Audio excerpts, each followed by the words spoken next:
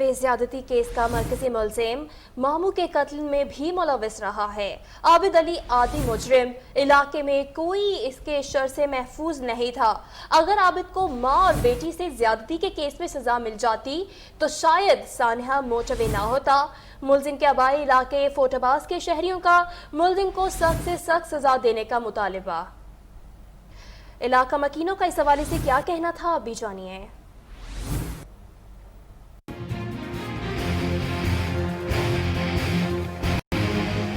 ਅਸੀਂ 64 ਤੋਂ ਬੋਲ ਰਹੇ ਹਾਂ ਜਿੱਥੇ ਅਸੀਂ ਮਕਾਮੀ ਆਪਦੀ ਰਹਿਸ਼ ਹੈ ਸਾਡੀ ਇਸ ਜਗ੍ਹਾ ਤੇ ਉਹ ਰਹਿ ਗਏ ਨੇਗੇ ਕਮ ਸੋ ਕਮ 20-25 ਸਾਲ ਤੇ ਬਹੁਤ ਲੋਕਾਂ ਨੂੰ ਤੰਗ ਕੀਤਾ ਇਹਨੇ। ਅਸੀਂ ਇੱਥੇ ਜਨਾਬ ਕਿ ਉਹਨਾਂ ਨੂੰ ਨੱਕ ਦੇ ਸਿੱਧੇ ਹੋ ਕੇ ਕੱਢਿਆ ਲੋਕਾਂ ਨੇ ਰਲ ਮਿਲ ਕੇ। ਪਹਿਲਾਂ ਉਹਨਾਂ ਨੇ ਕਬਜ਼ਾ ਕੀਤਾ ਇੱਕ ਮੁਰਬੇ ਦਾ, ਉੱਥੇ ਉਹਨਾਂ ਨੇ ਆਦੇ ਮਾਮੇ ਨੂੰ ਮਾਰਾ। ਮਾਮੇ ਨੂੰ ਕਿਹੜੀ ਵਜ੍ਹਾ ਤੋਂ ਮਾਰਾ ਕਿ ਉਹ ਮਾਮਾ ਆਂਦਾ ਸੀ ਛੋੜੋ ਯਾਰ ਇੰਨਾ ਕਰੋ ਜ਼ਾਲਮ ਨਾ ਬਣੋ ਤੇ ਉਹਨਾਂ ਦਾ ਰਕਬਾ ਦੇ ਦਿਓ। ਉਹਨੂੰ ਉਹਨਾਂ ਮਾਰ ਦਿੱਤਾ। ਉਸ ਤੋਂ ਬਾਅਦ ਜਨਾਬ ਕਿ 60 ਦੇ ਵਿੱਚ 2 ਕਤਲ ਉਹਨਾਂ ਕੀਤੇ। ਫਿਰ ਜਨਾਬ ਇਵੇਂ ਜਿਹਦੇ ਜਿਹਦੇ ਟੁੱਟਦੇ ਗਏ ਉਹਦੇ ਜਨਾਬ ਉਹਨਾਂ ਨੇ ਨਾ ਚੰਗਾਈ ਨਹੀਂ ਕੀਤੀ, ਹਰ ਪਾਸੇ ਮਾੜਾ ਕੰਮ ਹੀ ਕੀਤਾ। ਇਸ ਆਬਦ ਅਲੀ ਹੋਰੀ ਅੱਜ ਤੋਂ 4-5 ਸਾਲ ਪਹਿਲੇ ਇੱਥੇ 260 ਦੇ ਰਹਿਸ਼ੀ ਸੀ। ਬਹੁਤ ਲੋਕਾਂ ਨੂੰ ਤੰਗ ਕੀਤਾ ਨੇ। ਇੱਥੇ ਜੀ ਕਬਜ਼ੇ ਦਾ ਰੋਲਾ ਸੀ ਇਹਨਾਂ ਦਾ ਜ਼ਮੀਨ ਸਾਂਸੀਆਂ ਨਾਲ। ਉੱਥੇ ਇਹਨਾਂ ਨੇ ਆਪਣਾ ਮਾਮਾ ਮਾਰਤਾ।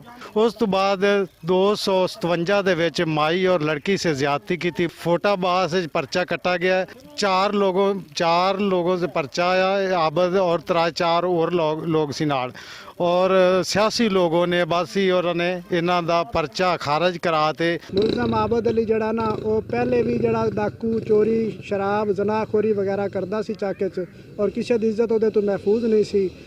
इस तो पहले अगर कोई अच्छा फैसला हुकूमत कर देंदी उन्होंने किसी कैफरे किरदार तक पहुँचा देंदी तो जोड़ा वाक़या लाहौर पेश आया ये अज ना आउंदा। ये पहले 60 ਚੱਕ ਦੇ ਰਹਿਸ਼ੀ ਹੈ। ਇਹ ਸ਼ੁਰੂ ਲਾ ਤੋਂ ਇਵੇਂ ਹੈ ਜਿਹੜੇ ਬੰਦੇ ਹੈ ਗਲਤ ਹੈ। ਇਹ ਮਤਲਬ ਹੈ ਇੱਥੇ ਕਿਸੇ ਦੀ ਇੱਜ਼ਤ ਇਹਨਾਂ ਮਹਿਫੂਜ਼ ਨਹੀਂ ਰਹਿਣ ਦਿੱਤੀ।